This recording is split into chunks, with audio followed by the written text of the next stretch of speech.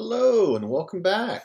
I hope things are going good. I'm doing okay. I'm excited to do another book review with you today, and hopefully that you are finding these very valuable. Like I've always said, try to find value or investing in anything you can because it's always good for you. And there's always things that you can invest in. Investment cannot just be long term, it can be short term, but it depends on how you view it, right? So, I have an interesting thing, our book to show you today. It's called Think in Systems, and it's by Zoe Mckey. I think that's Zoe Mckey. I think that, yeah. And so, it's not a very, I guess it's a thick book, but when they write this book, there's not the wording, the text is kind of big, and it's also not a whole lot on the page. So this could be probably shortened down a little bit, but it's only about 250 pages. You're probably like, oh my God, that's a lot of pages. Well, like I said just before, it has big text in it, and there's a lot of space on the page. So this could be shortened down. But anyway, enough said on that. And so the author of this book, Zoe, she is a communication and social development coach and best-selling author. So she goes around and she pretty much practices with organizations about what they're doing. Sort of like a coach in a way, she would say that, right? And so social development, which is about speaking and how things operate in their corporation. And so Think in Systems, it's 2000, by the way, this is a 2019, so written 2019, so this is before the pandemic. When I say that kind of stuff, before the pandemic, is that things do change. Things did change after the pandemic, and the system of collaboration changed a little bit. People, when COVID happened, we had to stay away from people, and so the system had to get reworked after COVID. And so very similar to that, and I wonder if she wrote another book, what her process would be on that. But let's talk about this for, and it's called the Art of Strategic Planning, Effective Problem Solving, and Lasting Results. So here we go. You have to kind of think of a conceptual framework. So you know how you have like a picture of something, you have like the outline of the picture. That's the frame of it, right? The frame that holds the picture. So you think about like that's the whole backdrop of that holds the picture in place. And that is, things have to be analyzed from that point of view in that system itself. And so you have to kind of see how to analyze the specific parts of the system in order for having an effective system to work. And I think we need to define what a system is. And I think she does this in the book a little bit, but me being a mathematician, I think of systems a little bit different. It's a way that kind of you have different pieces, departments, if you want to think of it that way, that all are very interconnected. And every part does a certain characteristic or a certain every mechanism does a certain part that keeps the system working. So if one system is flawed, the whole system kind of has to rework around that, or maybe it shuts down. So maybe you have to think of like an engine, a car engine, for example. Your car engine, electric cars or whatever you want to call it. But let's just say a gas-powered engine. And you have this gas-powered engine that has all these different parts. It has like the alternator, the battery, the belt, the starter, the flywheel, if you're familiar with all these, spark plugs, a whole bunch of things. All right. So, and if one of those things happens to get out of place, the whole system might not run. So that's kind of what's going on with this, is that you have to kind of bring it back to our point, and it's called our shift in thinking of this in the system. So she does this. It's really just, there's an entire discipline built upon complex thinking that goes into a system. Everything has its complex parts.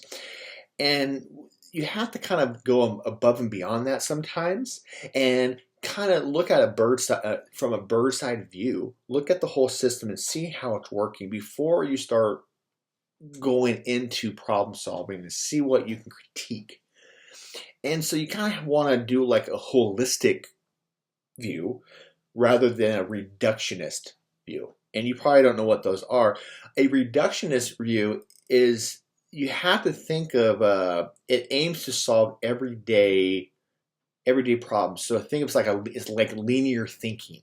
Linear thinking. So A is to B, B is to C, C is to D. This linear thinking.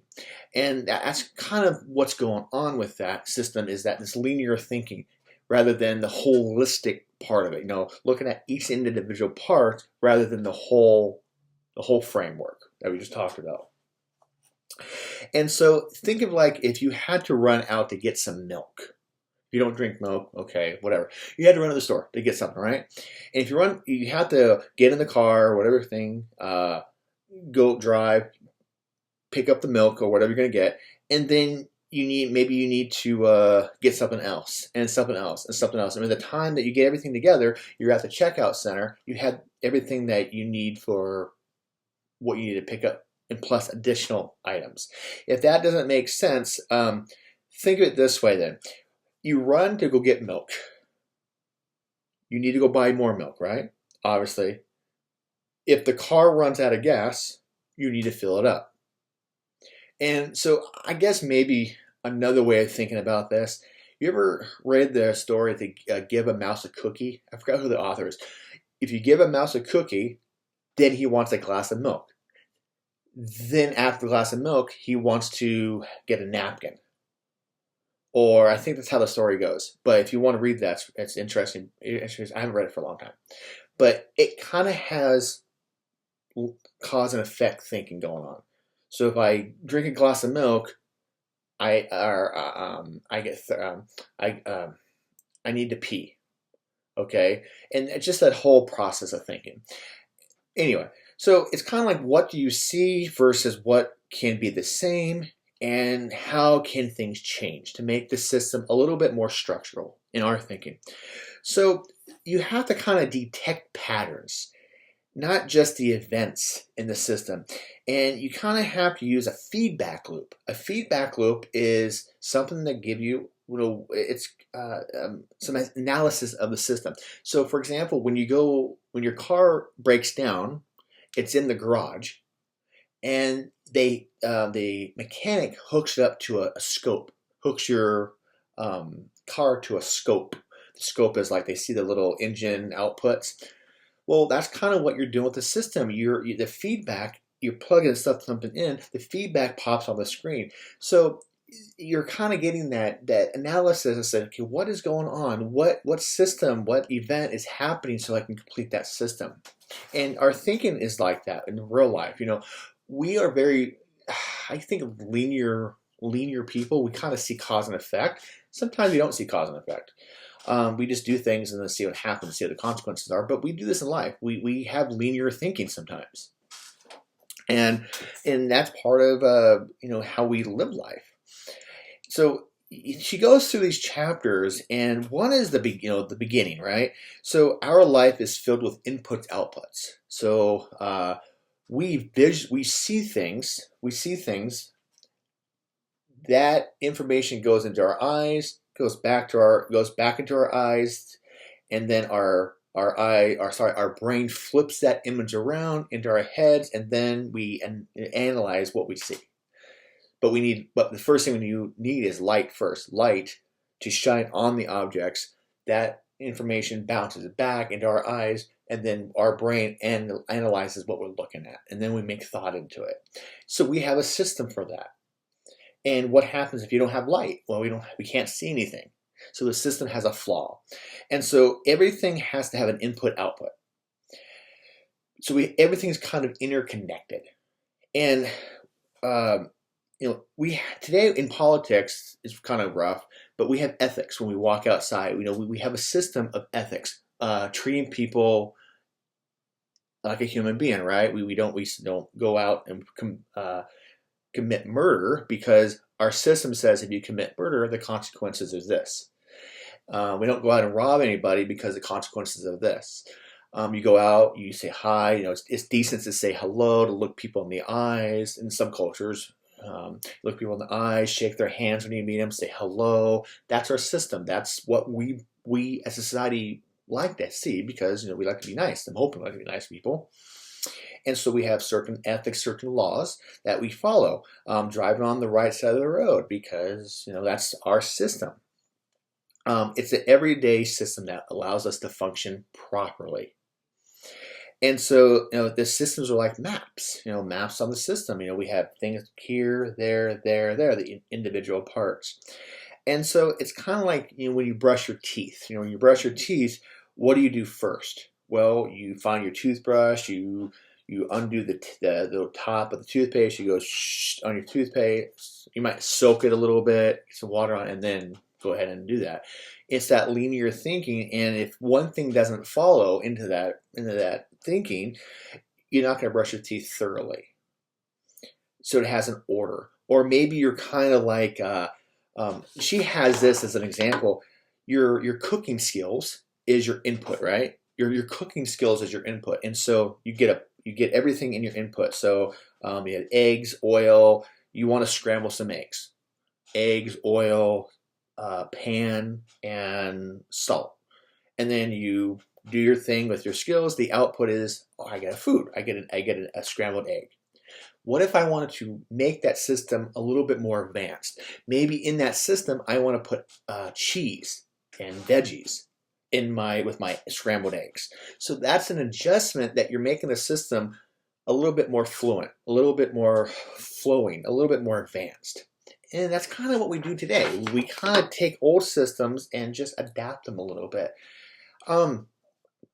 Moving on, every element in that frame of thinking, in that system, has a different way of operating, each component, right?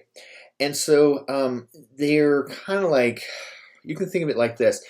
They're elements. Each element, like they're kind of like actors or parts. And we have physics. The laws of physics states that we have things that move or do in nature what they should do as a system, right? Like gravity, for example. We have a theory about gravity. We have a thing that falls towards the Earth. That's a system of gravity. Could that system ever be manipulated? I don't know. We still have this thing that falls. But we still have these systems that are very interconnected with other systems. So, for example, you have another system like a pulley system. You know what a pulley is? That you put ropes up, and it's a pulley, which just looks like a little circle thing like that. It has a little thing on the bottom where you put a rope, and it goes around this little wheel. And then as you're pulling, it kind of loosens it up the weight of like your heavy object you're trying to push up or climb up. And so we have all those components working together that make that interlocking system complete. And they're all functioning together. And then we have what we call a human system. So, this is kind of I know there's a little tricky with this, and we're all interconnected with everything that we do. We make the system of law. We have the criminal justice system that if anything else fails, we have a set of orderly criminal justice system that follows, and that's pretty much what's going on with our nature. And what's the purpose of that? The purpose of that is to make sure, if you have the criminal justice system, is to treat everybody with the common laws or the common characteristics, I think. And that's part of it. That's a big part of it, is that you want to make sure everybody gets that equitable way and not be unfair. And so the feedback loop is something like, well, what if that system doesn't work? Is there a way that we can check up on that system? And that's kind of where your checks and balances come in. Checks and balances, if you don't know what that means, it's like if you're in government, if you're a political figure or in government, you have the three houses, or the three the legislator, the judicial, and I forgot the other one, darn it. It's going to be in a minute. But we have the three systems of government, and everyone has a checks and balances. Make sure all three systems are doing their job. And so you have this way to kind of check, hey, is that part doing okay? So there's a lot on that. And so think of it like an iceberg. Like an iceberg. You know what an iceberg is? Like an iceberg, not the lettuce. An iceberg in the ocean. James Cameron got this good when he did Titanic. An iceberg only shows about 10% of itself, right? And the rest of it is 90% underneath the water. So you can't see 90% of the water or underneath the water. And so think of it like in life, we have these events and patterns that we can kind of see. And then underneath it, we have the structure and the mental models that they're hitting. And if you want to think about psychology, 10% is what we see of people doing. 90% is kind of what under the surface. And we do this all the time. We kind of judge way too fast. And our society does this too. We judge things very fast without thinking too much underneath the surface.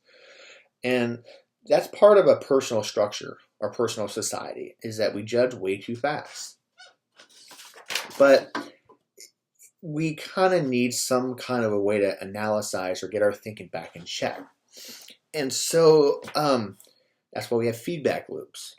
And if you're familiar with computer engineering or computer software, don't we have like and or gates? And then you know what a loop is, right? In computer science, a loop is like this. You hit a button and it just kind of does this each time. It goes to the same thing.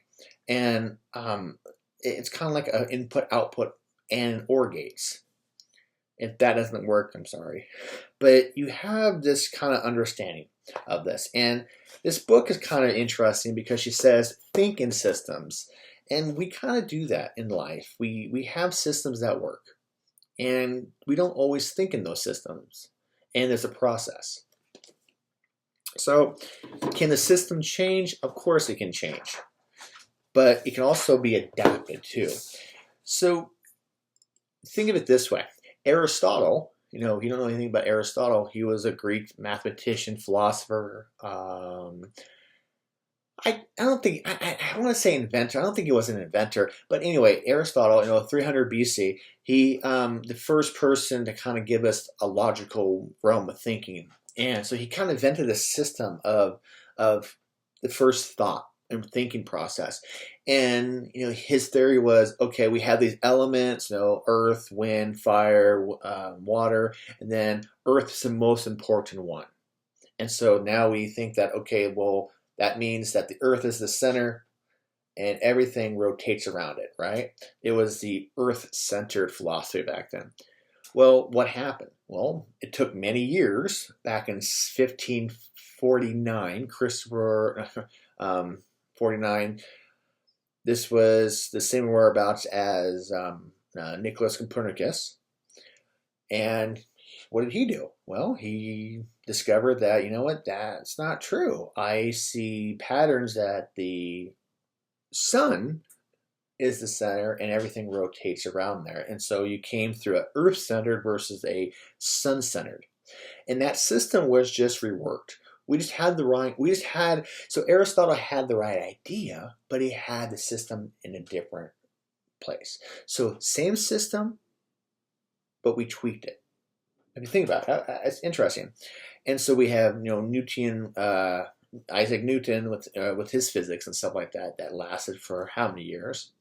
So we have this way of thinking, but sometimes those systems can have to be changed.